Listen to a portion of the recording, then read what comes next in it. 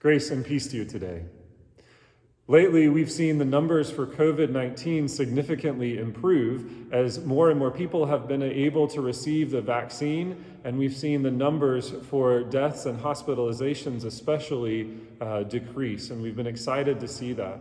With that improvement, we've seen some easing of restrictions in certain places that relate to the virus. And so one of those has been the number of people able to be in one space at a time has gone up. And we wanted to let you know what that means here at Holy Comforter.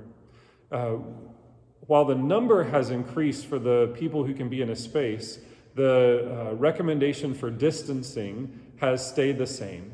And so early on in the pandemic, we measured that we know we can fit 50 people in the pews on a Sunday morning with distancing. And so our registration has capped at about that number. And because we know that that is a number that we can promise and invite people in and ensure distancing. So that number for registration isn't going to change for a single worship service moving forward. Because we know at that point we can promise people that they are coming to a service with distancing.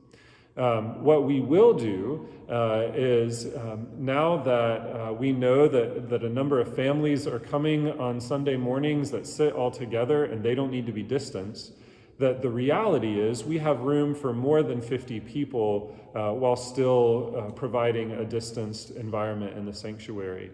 And so our cap will stay at 50, but if folks come on Sunday morning and they're not able to register ahead of time, then we'll take note of the order of those folks coming, and they can wait in the fellowship hall, which is our overflow area, and there's screens up and speakers that they can follow along the service there. But during announcements, we'll check and see if there is more room for folks to be able to safely come into the sanctuary. And we'll go down and invite those people to come up and fill in those pews kind of on a first come, first served basis. So that's what it'll look like here in the sanctuary. And that means we can have more than 50 people at a time, but we are still promising that it'll be a distanced environment. And we are still asking for people to wear masks while we gather inside. The other options for worship on a Sunday morning that we've had throughout this time and will continue is the fellowship hall for an overflow area. And that's a live service that you'll see on the screen there. Also, a number of folks throughout this time have been worshiping in the parking lot in their cars, and they listen on the radio, and that allows them to sing and be able to participate in that way. And for both of those opportunities, for folks in the fellowship hall and the parking lot, you're still able to receive communion on a Sunday morning. The fellowship hall folks will come up through the sanctuary to receive that, and we take communion to folks that are in their cars in the parking lot. So a little bit of a shift in terms of the numbers for a Sunday morning, but that'll largely look like you've been used to during this time, just with that small change. Also, beginning this Sunday on May 16th, we're going to start having an outdoor worship service at 8:30, and we're going to do that on the first and third Sundays of the month. We may shift that and increase that a little bit moving forward if that's something that folks really are taking advantage of, but we're going to start on the first and third Sundays, and that'll be an outdoor worship service at 8:30. It'll look basically the same in terms of the liturgy and structure of the service as the indoor one, but outdoor, masked and distanced, we're able to sing.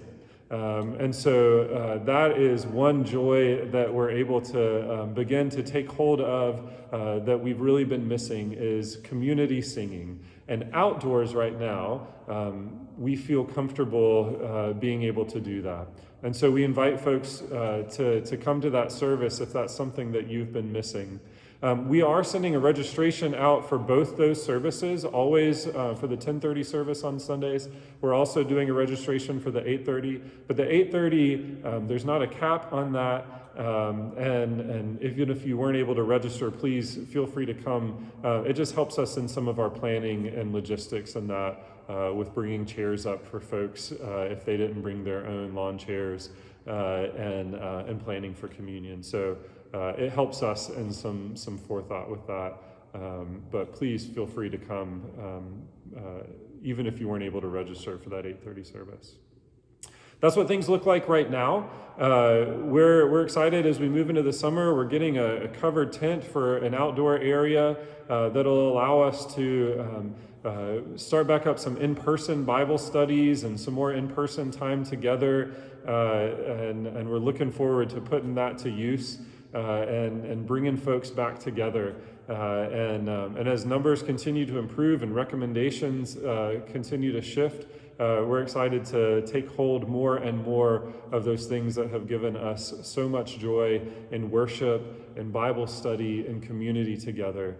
And it's a joy to be able to be moving in that direction, and it gives us so much hope. And so we hold on to that, and we take hold of the things that we're able to do now in worship and praise and celebration. God's peace to you. Bye.